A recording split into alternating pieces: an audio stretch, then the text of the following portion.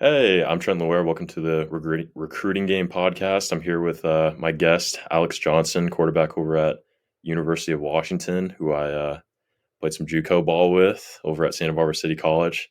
Super excited to have you on the podcast. How you doing, Alex? I'm doing good, man. Thanks for having me. How about yourself? Good, man. Good, man. Good to have Big Al on the pod. Yeah, I mean, we'll kind of dive in a little bit about like how we met, how we kind of got started. I kind of talked about like Santa Barbara. I guess that's where we kind of first met. I don't know if you got too much on that.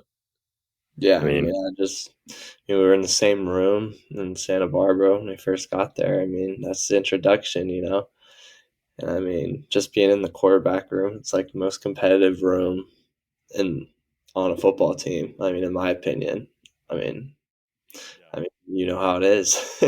yeah, yeah. I think that's the funny thing is like when you're in a quarterback room at first, you immediately like you're always like checking out the other guys. You're all like, oh yeah, this guy, and so like at first it's like it's awkward, but then eventually I don't know, just eventually you're around each other so long, you're like, all right, I guess I'll have to make friends with these guys or whatever. Yeah, exactly. It's pretty much how it rolled. Then we got really close. I mean, and it got, uh, it's kind of, yeah, I mean, it worked out well, I'd say. And I mean, I made a really good friend, couple friends. Our guy Sean's gonna go tear it up this year. So Yes. yeah, we'll see what Yeah, happens with him. exactly. Yeah, cool, man. Well, I mean, now you're at UW. Obviously, we both transferred out of JUCO, which is crazy to think about because it felt like we were there forever. But um, so why don't you tell me or tell everybody, I guess, why, like, what kind of led you to Santa Barbara, and then you can talk about Santa Barbara a little bit, and then you can kind of go into how you ended up at UW. Yeah, so I mean, when I first got out of high school, I ended up going to a D3 because I just wasn't really recruited.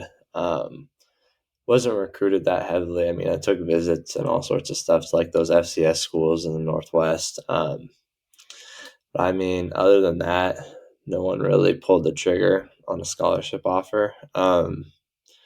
And then like that was kind of it. So, Elmhurst, the school I ended up going to, they really, really wanted me.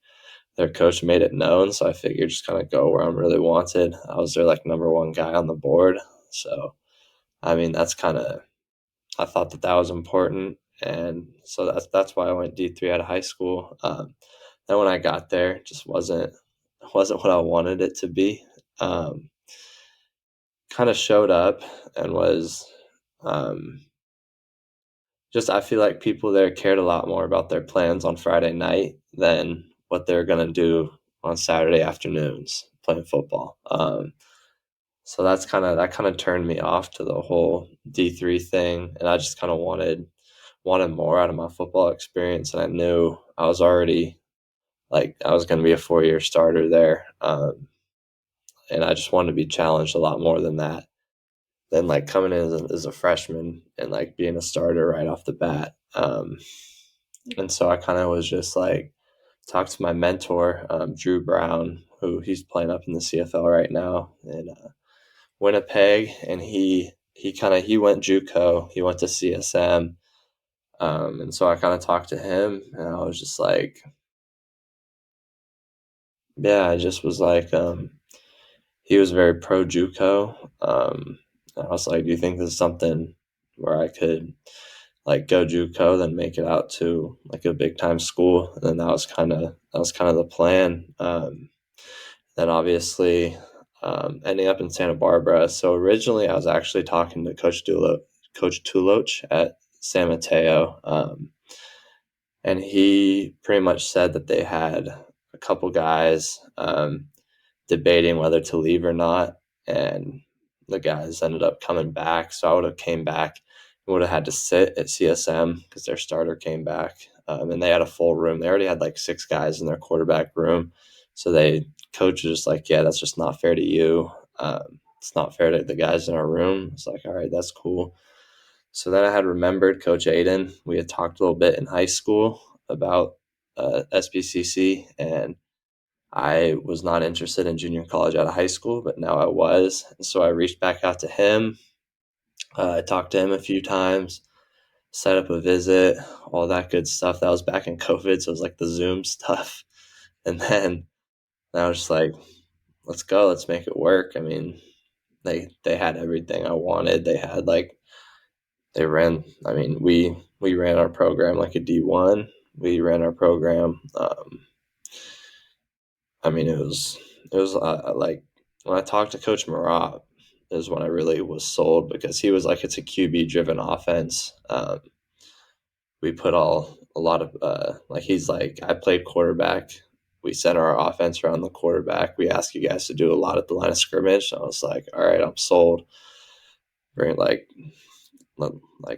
I'm gonna do it, and so I decided to go to Santa Barbara.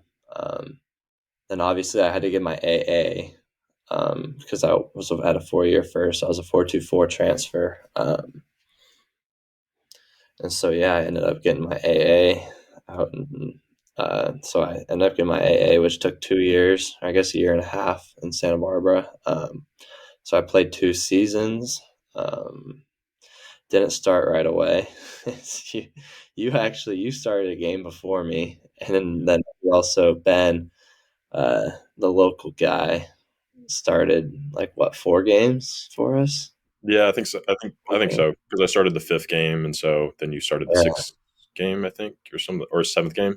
Yeah, yeah. So I mean, yeah, obviously, like first getting to Santa Barbara, like started off as a third string, then it wasn't going as I wanted it to go. But then I just kind of decided, like, I had a long talk with my dad. I was just like, all right, I'm just gonna stay the course, just keep just keep doing what I'm doing, and then if I get my opportunity, try and make the most of it. That's just kind of the mindset I had my whole year, and then I kind of Coach Marop gives me the call or gives me like he puts me in when we're not doing well against Pierce, and then all of a sudden we score like 4 touchdowns in a row. And then, which I mean, we should have been doing that with no matter who was playing at quarterback, but Ben was not getting it done. And so, and then yeah, I started the rest of the season after that. Um, and then I think in total, I ended up starting like 11, 12 games over 2 years. I don't know, something like that. Yeah, then made some like last year had a really good year, especially like second half of the year. Um, and then that kind of led me to the opportunity I'm at today. Yeah, I mean, without kind of the numbers, like I didn't put up crazy, crazy numbers. But I mean, what Coach Grubb, our OC at UW, said, he's like, you're really efficient with the football. You didn't really turn it over much, like except the first game, which I turned it over that game. And he just said, "Yeah, you really didn't turn it over much after that. You played efficient football. You guys, I mean, led the state in like all sorts of scoring stats, offensive statistics. And I mean, just in our system, we both know how big of a role we play in that. Um, just as far as like how we run our offense. I mean, we're making checks every single play at the line of scrimmage, like every single play, no matter if it's a run, pass, or pass protections, all that stuff. Which I mean, credit to Coach Marop. Without him, there's no way I'd be like as good as I am at football. yeah. For some Like, reason, trusting us to do all that we do. For some reason, no, he really did. Yeah, he put the program in our hands. let, I let a couple tall guys call run plays for some reason to the right direction. I don't know why, but know. You really did. Changing the run schemes and all that, changing up the protections. No, but seriously, that's like high level stuff. I mean, like that knowledge has really allowed me to um, kind of thrive at UW and be able to pick up an offense like that fairly quickly. And I mean, ever since playing for Marop, you can like look at a defensive picture and know what's going on like that. Um, like that's just been I mean that was just the hardest part about his offense, honestly, at first was like learning all that stuff. and learning the why things work against certain fronts, certain coverages, all that stuff. But once you got it, I mean, the game slows down tremendously. The game really slows down, and you can start like playing ball back there, which is, yeah, then kind of was presented an opportunity at UW, because they had a quarterback who transferred out.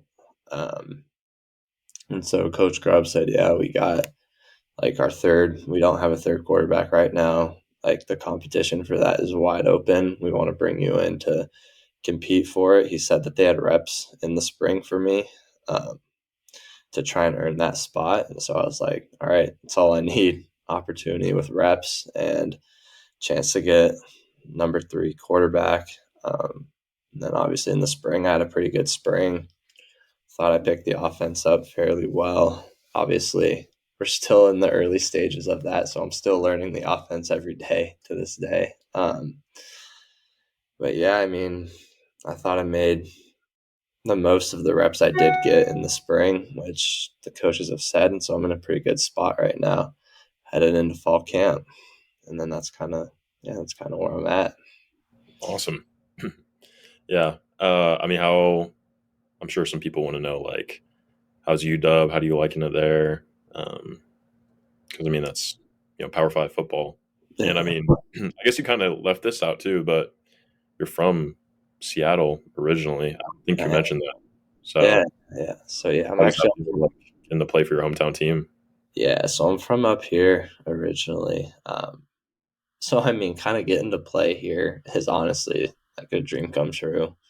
It's where I've always wanted to play. I've grown up watching the Huskies, like all the great quarterbacks like Jake Browning, Keith Price. I mean, even back to Jake Locker. I mean, just watching all these guys wanting to be them. Now, kind of getting the opportunity to pursue that, at like such a big time place is like once once UW called, it was over for any other school, to be honest. And so that was honestly like it couldn't have worked out any better. Like I couldn't have written a better script myself. Like going D3, then going JUCO just to try and make it to any Power 5 school, which was obviously the goal. And then out of all the Power 5 schools, the one I would have chosen if I could have chosen any.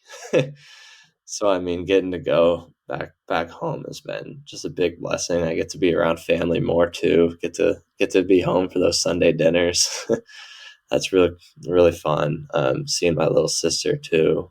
Um, yeah, that's been one of the best parts about coming up here. But I mean, um, just the difference between like JUCO and up here, like Power 5 football, is just like night and day.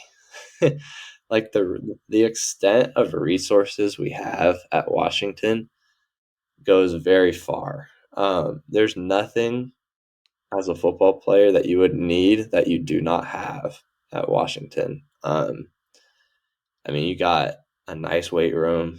You got a freaking reaction board in the weight room, like to work on your reflexes. You got a stadium you can use anytime, a practice field, an indoor facility if it's raining. You got a nice locker room. You got meeting rooms that you can use whenever you want to. You got a pantry, like a food area you can use. We get food every day. I mean, all the gear you need to like work out, play football, do whatever you need to do. I mean, just the resources you have. I mean, we even have like a VR headset that you can use for like I don't even know. I've never used it, but people use it. And like I mean, our strength and conditioning coaches are top notch. I mean, in the weight room we have this system called Perch where it measures the speed on your bar speed. And it counts your reps. So there's literally no skipping reps, and they don't only know how many reps you did, but how well and how fast you move the bar on all those reps. And every rep has to be within a certain zone. If you're above the zone, you add weight. If you're below the zone, you drop weight. And just the goal. And it's just like to optimize your peak performance essentially, which is, I mean, it's just next level. I mean, in JUCO, we had to set up our own weight room. I mean, and little things like we walk into the weight room and it's all set up for a workout, like all the like accessories. Like if we need kettlebells at our rack for that day, there'll be kettlebells there. Like it's just little stuff like that that just make. I mean, and then when we're done with our workout, we have shakes waiting for us. Which I mean, like we didn't get anything like that. We had to Sometimes bring we wouldn't even be able to eat between workout and practice. We didn't even get no, enough. no, we had to pack our PB and J's, man. We packed a lot of PB and J's in Santa A lot Barbara. of I mean, a lot of just PB and the J. yeah, just the resources we have at Washington is just like next level. Honestly, that's been the biggest adjustment. Not even adjustment, just the biggest luxury, I'd say. I mean, I don't take it for granted coming from JUCO. Um, and I'm trying to take advantage of all the resources we got. I mean, even like our training room, like in JUCO, our training room was like you don't really go in the training room unless you're like injured and you like need it. But like here, if you have like a little tweak or like need to fix a little something, you can just go in there and they'll have like treatments and therapy and whatever you need to do ready for you. That like they'll get a printout for you that day if you need it and if you want it. I mean, that's open every day. It's even open this week on our off week if you want to go in there. You got like cold tub, hot tub, sauna. I mean, underwater treadmill if you need for recovery. I mean, you have, when I say you have every resource you have every resource you need at a school like this. Which I mean, just trying to take advantage of it. Yeah, that's a big difference. The training room. Yeah, Yeah. like spring ball. It's like, oh yeah, you can't even step inside the training room unless you're like You didn't even dying. get a locker room in spring ball. Yeah, we didn't. Yeah, good times. I imagine they must have lockers now because they're getting pads, but who knows? Who No, knows? Who knows what's I going don't on think over they did because I saw them with their travel bags. there? Oh, that's rough. Yeah. Yeah, that's. I mean, yeah, it's almost like you just get so much resources. It's like impossible to not be like fully prepared. It's just like it's on you at that point. Like in JUCO, you kind of, I guess, you have like excuses of like, oh yeah, well I'm not able to get this, that, or that. But like you're at a program like that, it's like, yeah, you have everything. Yeah. It's pretty nice. Yeah, it's you got everything here. Like if you're not prepared, it's on you.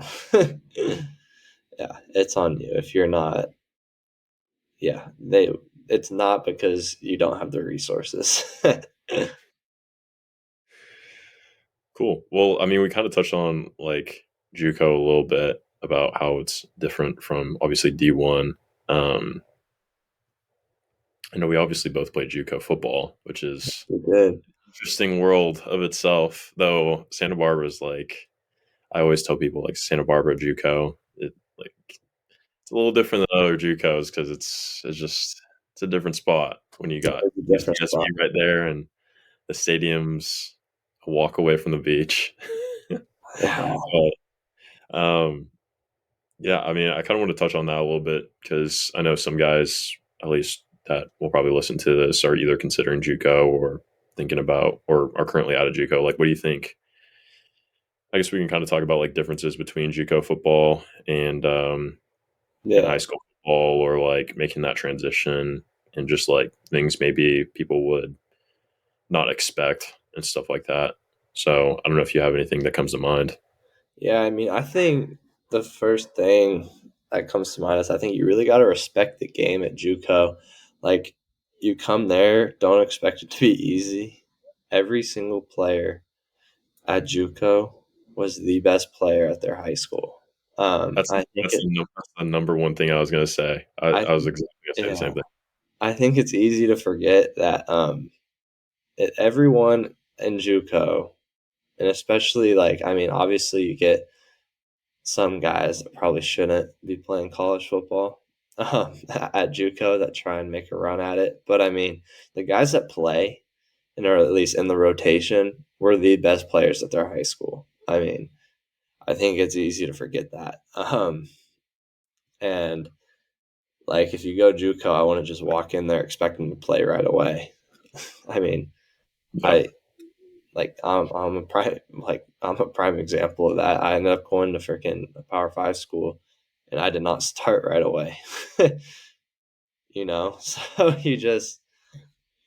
you might not start right away. You might not like it, but I mean, JUCO, in my opinion, is just like a big bet on yourself because you gotta want it, and if you don't want it in JUCO, you will not make it out, and Yeah. that's just a fact of life. Yeah. And going back to that point of like everybody that was there was the best player at the high school team. Like we literally had guys who were like third string on the depth chart, and we'd talk to them, and they'd be like, "Oh yeah, like I was like I had this stat, this stat, this stat at my school." And it's like, dang, that's crazy. Like you can see like you hear that, and you're like, I could definitely see that, but I just totally forgot because now I'm just looking at the starters here, and they're just way better than it's just like a perception change, but it's Yeah, uh, it's definitely just a crazy thing to think about because everybody thinks like, oh, JUCO football, that's like bottom of the barrel, but it's not really. Definitely not in talent wise. Like no, talent dude, is you get there. you get a lot. I mean, we played with and against a lot of D1 talent in JUCO, Yeah. a lot of it. So I mean, no, JUCO ball is not. It's nothing to bat an eye at. That's for sure. Mhm. Yeah. Yeah, nothing to bat an eye at. I mean, yeah, no, it's the real deal, and yeah. If you're looking to go JUCO, just know it won't be easy. There might be times you might want to walk away, you might want to quit, but it's when you keep working with your head down and just keep believing in yourself, man, because without that belief and without that desire, you're not going to make it out. Like I said, you got to really want it and you got to be willing to grind for it. And even when other people don't believe in you, you got to keep believing in yourself. I mean, let the That's a good chips line fall where they for sure. may. Yeah. Yeah. I think it definitely tests like the way I think of it is it tests like your love of the game because I think so many guys like you play in high school and like because from like a height perspective and like a I guess I'll say like social status perspective, like high school football is way greater than like JUCO football because like no one cares you're on a JUCO football team. No. Like no one cares outside of the guys that play on the field and your parents. Like that's about it. Yeah. And so like you're not getting any extra rewards outside of like you want to go play another spot. Like you're just developing. Like you really have to like love the game and want to go play at the next level. Otherwise, you're just like you're not gonna get the results you want, and it's just gonna test you every single day because it's not fun and it sucks a lot of times. And I mean, there's some fun spots, but most of the time it's like, yeah, I got to go run some cut 120s, and I really don't want to, but it is what it is. Shout out Coach Aiden, man. Shout out Coach Aiden. Those homeless hills, those cut 120s, man. Those made it. Those will separate the faint of heart. That's for sure. There's definitely some kids that quit right after those. Oh yeah. Oh yeah. Yeah. No. JUCO ball.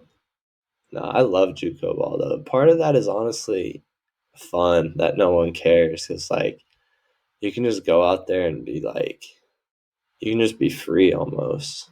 Um, I mean, it kind of gives you perspective too. Like that, yeah, football. Like there's more to life than just like the game of football too. Like you're not like yeah, football is obviously important in both our lives, crazy important, but like we both have other interests outside of football, and like that's okay. Like you just gotta give football the respect it deserves, and like give it like to be successful in the game. It takes a lot of time, takes a lot of like work, takes a lot of focus, but it doesn't have to be like you're 24/7. Like this is all I do every day, like all day. You know what I mean? Like what some people think. Like it's okay to like go watch a movie or go out and spend some time with friends or family or like, you know, yeah, I don't Yeah, know. honestly, the guys that like did it 24/7, or did it for like a short time, those are the guys that get like burnt out or hurt or something like that. Like the guys that know when to chill and relax and rest, like they usually last for the long run. Yeah. Yeah, there's no like obviously like it's just about getting like 1% better every day. Like it's a marathon, not a sprint. You're not trying to do like 30 things every single day. Have your schedule packed from like 6 a.m. to 10 p.m. every day. No one's able to sustain that. Like, I mean, no one's able to sustain that. And I think like where I kind of learned that was honestly Drew, my mentor. He was just like, you got to know when to take your breaks and you got to know when to like, yeah, you got to know when to take your breaks and you got to know when to like dial in. Mhm. And it's just like that, finding that balance with what works for you is what's important. Yeah. I think getting into the routine. I mean, I think we both developed really good routines in JUCO. 100%. And I mean, we kind of know what works and how to win and what's successful and how to allocate the proper amount of time to football. Yeah, I think we got super. I'm just thinking back to like those times in Santa Barbara, and it's like we got super fortunate with having coaches who gave us proper rest, like, and taught us how to do that. Because I feel like most JUCOs, they don't teach the stuff that they were teaching, like nutrition, recovery. Like we would literally on Fridays before meetings and before Every practice. Friday. Yeah, Yeah, every Friday at usually it was 12 or 12:30. like 12, We'd 12:30. yeah, we'd go out and we'd go do yoga for like Yeah. full recovery routine, foam roll, stretch, Yeah. um, and like what was it? We do some stuff with bands too on top of Yeah. that, Just a whole and bunch of recovery. yeah, a bunch of flexibility stuff, and then we finish off with like a big yoga stretch for like 15-20 minutes, and Yeah. like that Yeah. put in like helped so much. And on Yeah. top of that, we did like This is the pregame day activation before a stuff. game too. Yeah. Yeah, like it was crazy. I mean, yeah, we do yoga stretch before our games, like in pads too, to That's warm up. Like, we would. it was super helpful that like our coaches were able to instill that into us and like teach that to us how important that is, and because I think not enough people really focus on that. Yeah, for sure. I mean, and also like you touched on the nutrition part a lot. I feel like Coach Aiden did a really good job with like nutrition, getting us right, giving you every like to his ability, giving you. I mean, he's not like a nutritionist or anything like that, but he's done a lot of research. And he knows what he's talking about, and like he's done the bet like a damn good job at giving us meal plans, shopping lists, where to shop, like where things are cheapest to shop at, like just doing all that for us. He'll literally go shopping with you too to like help you meal prep on the right nutrition. So I mean, like taking advantage of that too. I mean, all that stuff plays a role. I felt we had like obviously you still got to go out and do it yourself, but it's like there's a good roadmap in Santa Barbara on how to make it essentially. Yeah, 100%. Yeah. Yeah, that made things a lot easier. So I kind of want to segue a little bit to like recruiting, and kind of talk about that because obviously this is the recruiting game podcast. Yeah. I mean, what do you like? I mean, obviously you've gone through the recruiting process about as long as I have. Like I say that I went through the recruiting process for like 5 years, Yeah. and we were both pretty active throughout that recruiting process. So I don't know. What do you think are some like lessons you've learned along the way? I guess just pretty general stuff that like you feel it would be helpful. Yeah. I say number one, make sure your film is elite. Like, because none of the other stuff you do in recruiting will matter if your film sucks. you got to have good film, and you got to have film. Another thing, like look at, like say you want to go, I don't know, say you want to go to like Texas A&M. That's like your dream school, right? Look at other guys that play your position on Texas A&M. Look at their roster. All right, are they my size? Are they my height? Like, are they my weight? Do they like run my? And then watch their film from like high school or JUCO, whatever they went. Watch their film and then watch your film and see, okay, does it measure up? If the answer is yes, okay, that might be a good school for you. If the answer is no, all right, you might want to keep looking. So it's important to like look and make sure you fit, because some schools just have straight size requirements for their positions. They won't recruit you if you're below a certain size, you know. Um, so I think first it's important to kind of establish that, um, and go after schools that recruit your type of play, the type of player you are, and like the size of player you are. Then secondly, with recruiting, um, I think it's important to keep in mind. It's important to keep in mind that you got to be persistent. Um, because if you kind of just like text a coach once and like don't develop that relationship with him, they're never going to want to recruit you to be on their team if you only talk to him once or have one phone call or whatnot. Like, you got to be persistent. You got to like, if it's a school you really want to, like make sure you let them know, like, hey, I'm serious about this school. This is where I want to go. Because it's almost like, I hate this analogy, but it's almost like dating in a way. like okay, you're talking like these coach, like, and it's both sides too, right? Like the coaches are talking to different players, they're casting nets. All right, who's interested, who's not? Like they have their board, and then like you obviously should have your board too with the schools, like top school, second, third, fourth, fifth, etc. It's almost like dating, because each school is talking to like different players for each position. Each player is talking to different schools. And it's just about finding that like match, and like each side's gotta there's gotta be like a mutual desire, and you have to obviously, like, I think it's important to let a school know, like, hey, you're at the top of my list.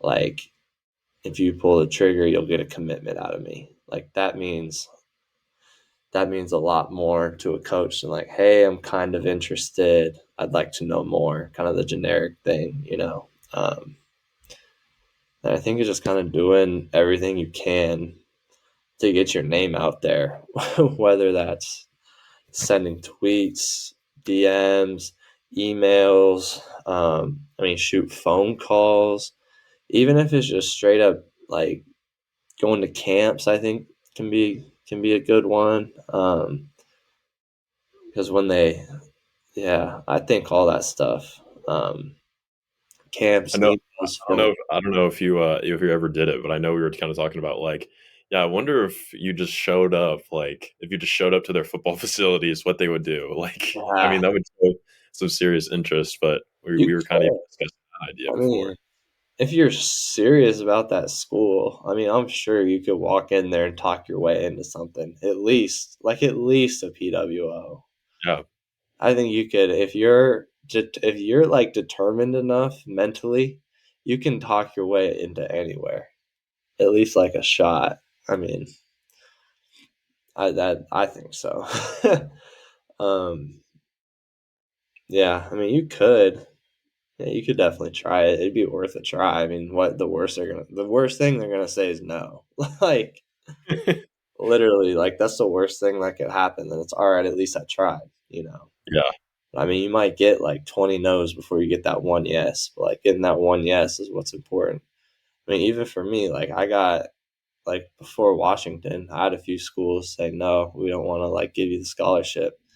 Like probably like five or six, but I'm glad they didn't, because now I'm at Washington, which is the school I wanted to go to in the first place. So I mean, just gotta just keep the faith, stay the course. I mean, things usually work out. things will work out how they're supposed to. I believe that. Yeah, I call I'm sure you'd agree with this, but I call it the first law of recruiting. Um, Things don't work out the way that you think they will. Like the whole the whole idea is like the last thing, like, because like you get a text from a coach or something happens and you're like, oh yeah, like definitely that's going to turn into an offer or something like that. Most likely it probably won't. Like it's Yeah, going to go the way you don't think it's going to happen. it's true. That's very true. Yeah, recruiting never goes how you think it'll go, but that's okay sometimes. Yeah, exactly. That- Like you said, I mean, you're glad the way things went for you because yeah, you ended up where you want to be. yeah. I didn't expect that it'd go this way at all. Mm. I mean, yeah. I'm talking. I talked to Washington like in like literally less than 1 week after my first like conversation with them. I already had a visit and committed like within a week. So it can happen like that too, especially JUCO. Especially JUCO, it can Yeah, happen like that. I mean, same thing with Marcus, one of our old yeah, teammates with UTEP. They called him Monday. He was on a visit that week and committed by like Friday. you know, like it can happen like that, and you just never know when that right school will call and when you'll get that shot. Yeah, 100%. I know. Yeah, Yeah, you really never know what's going to happen. Yeah, especially with JUCO, as we both know. yeah, especially with JUCO. Yeah, cool. Well, anything, I mean, anything else? I'm trying to think about that. What you said about recruiting is like those first two things were like gold. Like that's going to get clipped. I'm definitely clipping that. Yeah, As far as like film, because yeah, film is what really gets coaches into you. Because if you don't have elite film, then yeah, you're just not like no matter how good you think you are, how like even size wise, like if you're a good size, if you just don't have the film to prove to someone like that you at least because film's like your highlights, so it's your like ceiling. So like if you don't even have like the ability to do something and put it on your film, and it's just like, okay, well, you don't really have that ability then. yeah. I mean, it's like also I was with kind of just gonna say something about that. So like the film, like especially so one of the receivers here at Washington, Jalen McMillan, he he's from where you're from, Fresno. Yeah. But Five by nine. so we watched like we were hanging out and we watched each other's like he watched my JUCO film and I watched his high school film.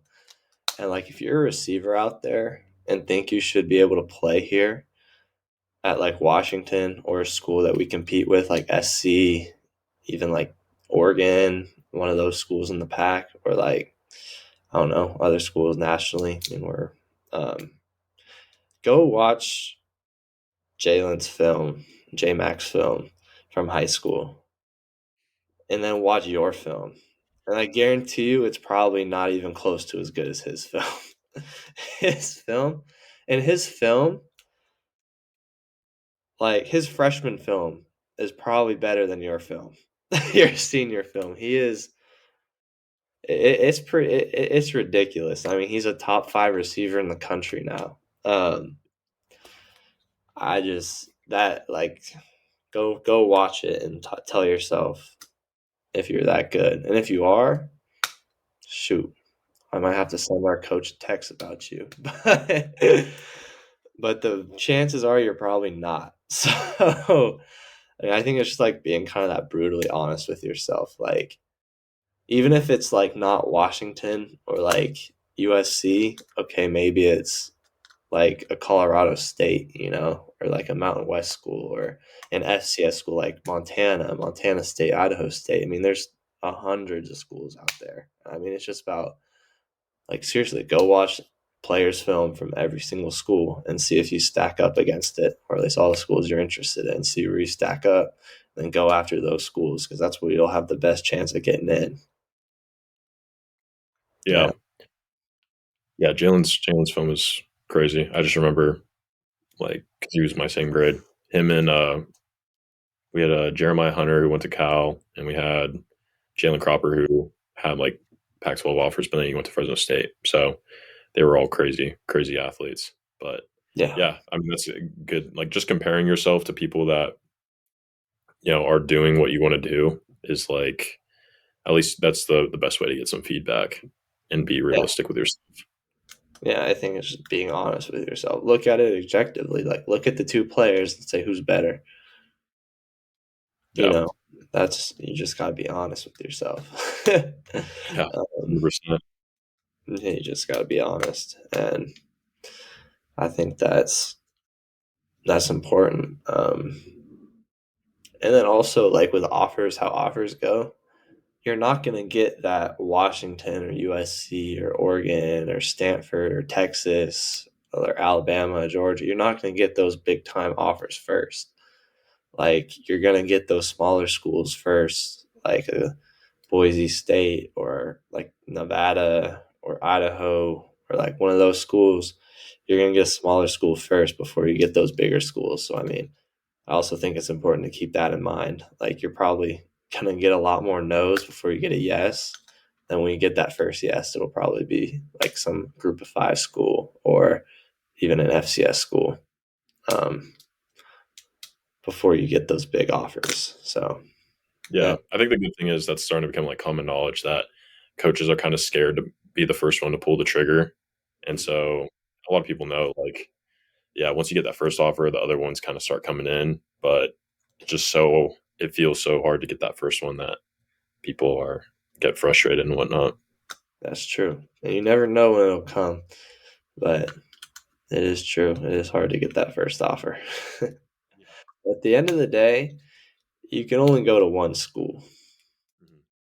Like you can only go to one school. So there's no like I also feel like there's no reason to accumulate like 30 offers. Like pick a couple of schools that you're interested in, areas you want to live in, the schools that have good programs that you want to study, go after those schools and then like choose from there because you're not going to like you go to one school, it doesn't matter if you have one offer or 30. Each one's going to like each person's going to one school. So I think it's important to I'd rather know a lot about a few schools than know like this much about 50 schools. Yeah, no, that's true. That's a good point. And it's also like when you talk about being persistent, I mean being persistent, like calling every day, emails every day, DMs every day. Like it's easy to be persistent to a few schools than it is to be persistent to 50. So I mean that's just kind of my thought on it. Yeah, no, that's some good stuff, man. I think that'll help a lot of people. Well, I think we're kind of through all I wanted to talk about.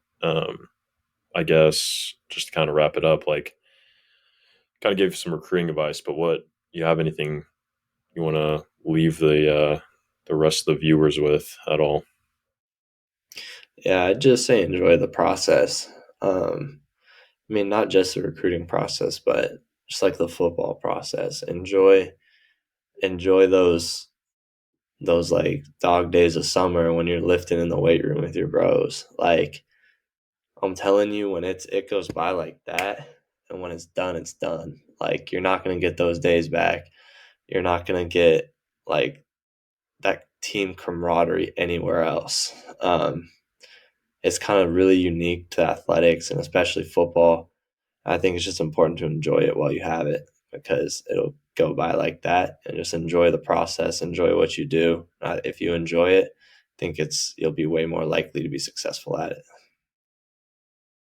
That's awesome. Good. So yeah, that's pretty much it, man. Just want to thank you for coming on, Alex. I'm sure I'll have you back on again. Talk Yes. about maybe we'll do something where we talk about our JUCO stories. 'Cause I know we Uh, have oh yeah, plenty. we got plenty of those. But no, I appreciate you coming on, man, taking the time. I know you got your week off and you're probably Yes, just hanging out there and enjoying it. So appreciate coming on, man, and definitely have to have you on again.